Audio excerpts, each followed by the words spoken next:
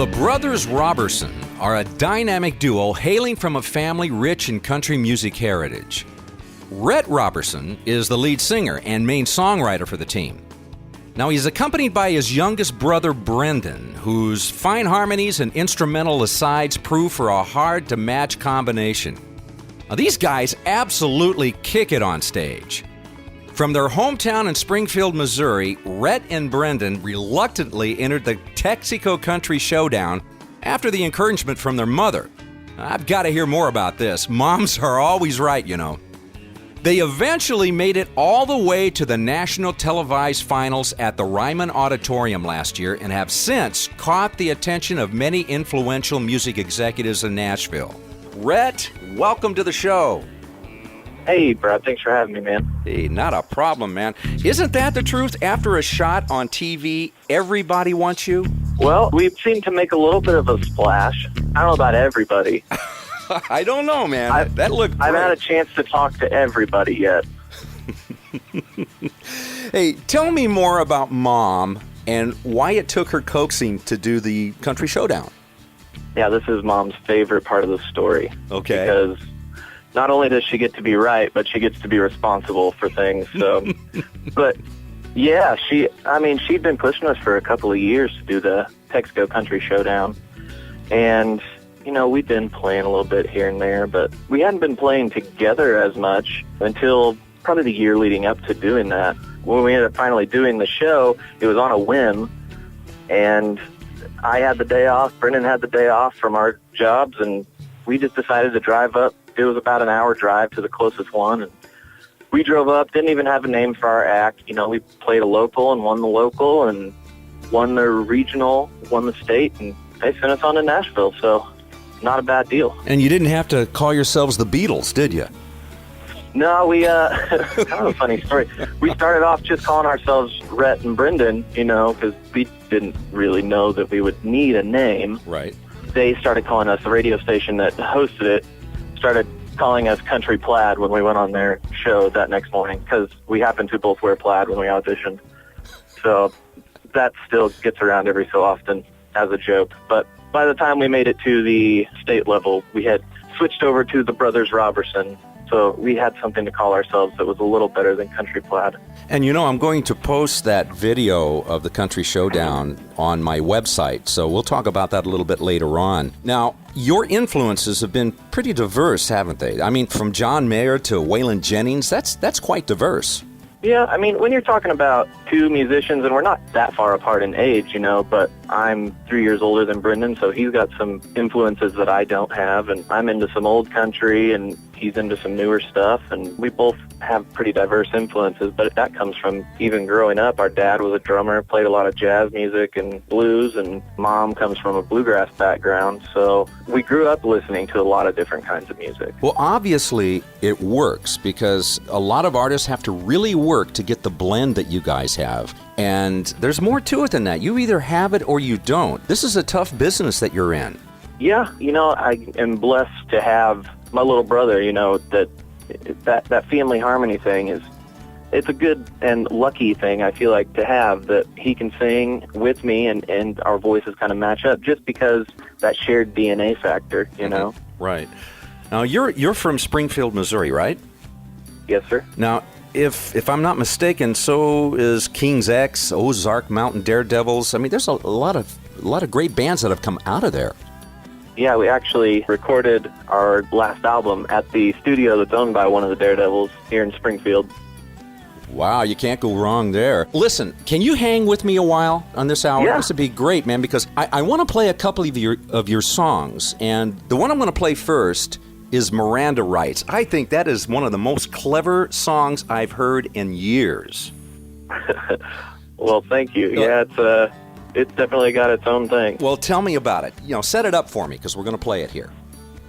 You know, originally we had the idea for a song called Miranda Writes about what you would think, you know, Miranda Writes, like you're getting in trouble with the law. But then we started to kind of joke about it and see how we could twist it a little bit, and it ended up being a song about a girl named Miranda and her dad. You know, you meeting the father, you know, that kind of song's been done, but we wanted to put a little twist on it to make it kind of funny about this girl named Miranda and him giving you kind of the rundown of what you can and cannot get away with and making sure everything's, squared away before you get going. Well, it certainly worked, and it worked for me. We're going to play it right now, and everybody tell me what you think of this song, because I think it's very, very clever. Here's the Brothers Roberson with Miranda Rights on Brad Mercer's Bands and Fans. Hang in there with me, Rhett. Sophomore year, I was sitting on the bench underneath those Friday night lights. And I never complained, 'cause those sideline seats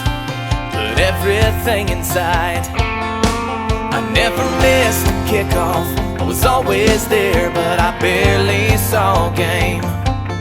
48 minutes a week, watching her cheer, Miranda was her name. I finally asked if I could take her out one Saturday night. When I met her daddy, he sat me down and read me my Miranda rights. Said, you have the right to remain silent. Anything you say can be held against you. There's no judge or jury around this house. I'm all you have to answer to. So y'all go out and have yourself a good night. Remember your Miranda rights. A few years later, my high school sweetheart was my new beautiful wife. Our first home together, she was trying to settle me down to a settle down life. Homemade meals together at night, and I worked hard to walk the line. But I still get out to get in a drink from time to time. I came in late and loud one night, whiskey on my breath. Couldn't make out much, but I recognized every single word she said. Said, you have the right to remain silent. Anything you say can be held against you. There's no judge or jury around this house. I'm all you have to answer to. Well, I'm glad to see you've had yourself a good night. But remember your Miranda rights.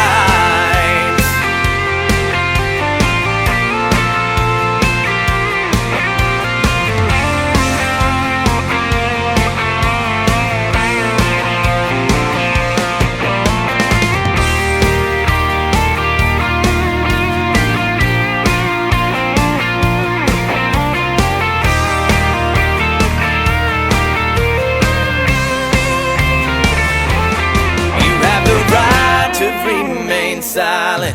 Anything you say can be held against you. There is no judge or jury around this house. I'm all you have to answer to.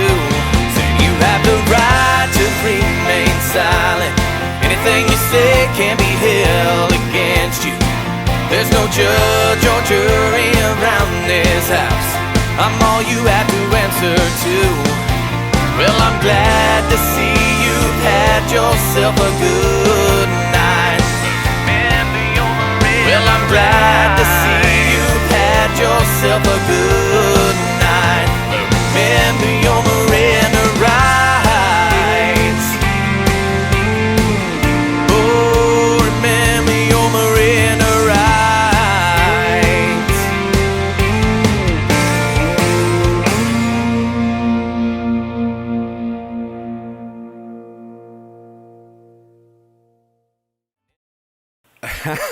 Miranda Rights. Now, that's a song. Tell me what you think about it. Send me an email to brad@bradmercersbnf.com. Or, hey, better yet, go to my Facebook page, Brad Mercer's Bands and Fans, like it, and tell me what you think of the song. You know, I got to tell you, Rhett, your brother Brendan, he blends so good with you, and a very cool banjo player.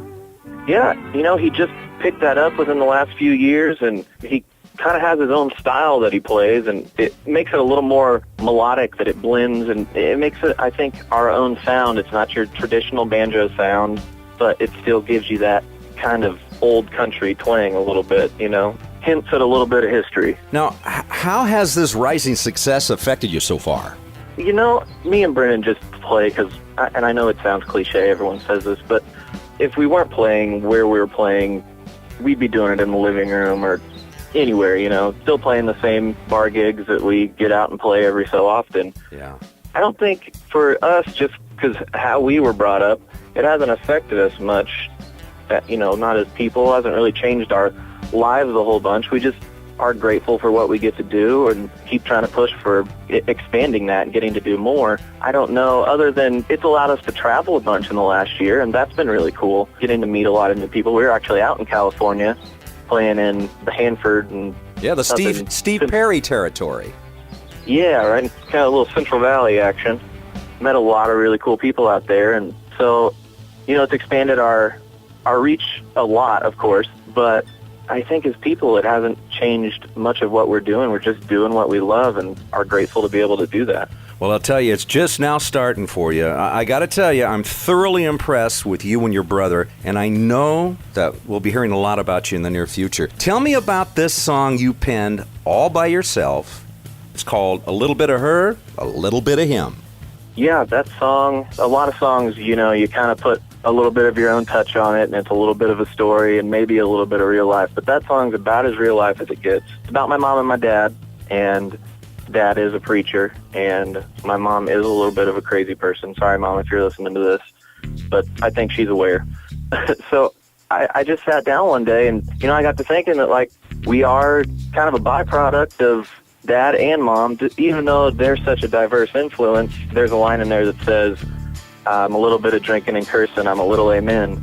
And I think that really sums up the idea is that none of us are perfectly one thing or another thing, but for us, that influence of two very diverse parents has made us what we are. So I just want to try to capture that, and hopefully I did.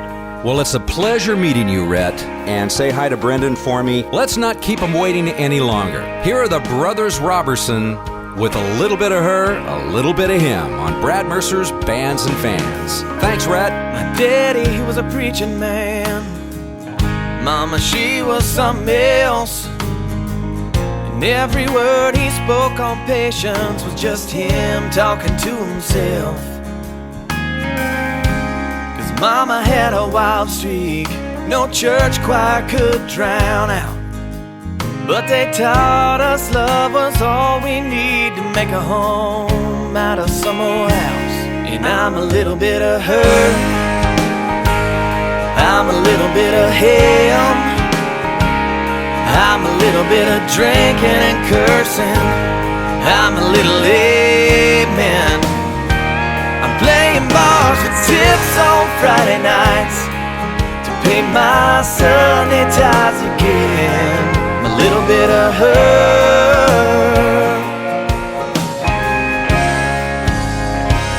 and I'm a little bit of him.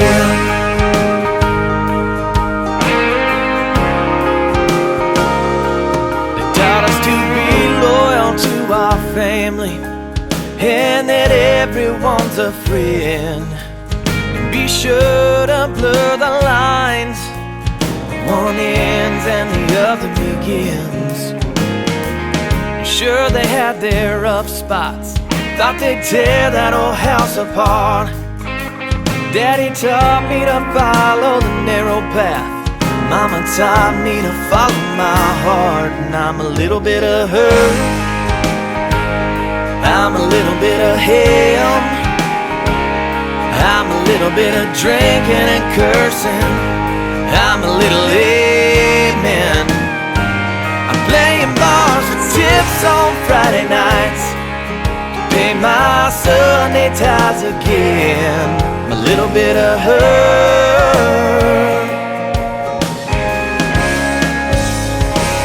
and I'm a little bit of him.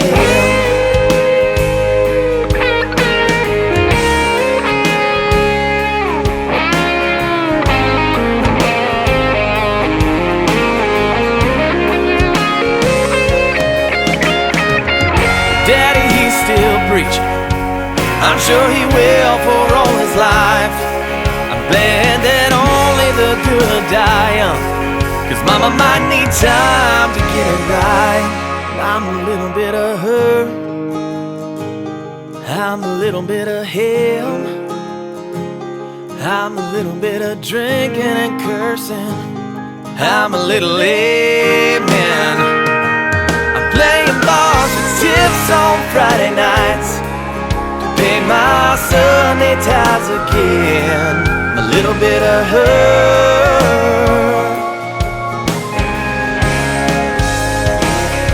I'm a little bit of him. I'm some old honky-tonk jukebox singing out some southern gospel hymn. I'm a little bit of her, oh, I'm a little bit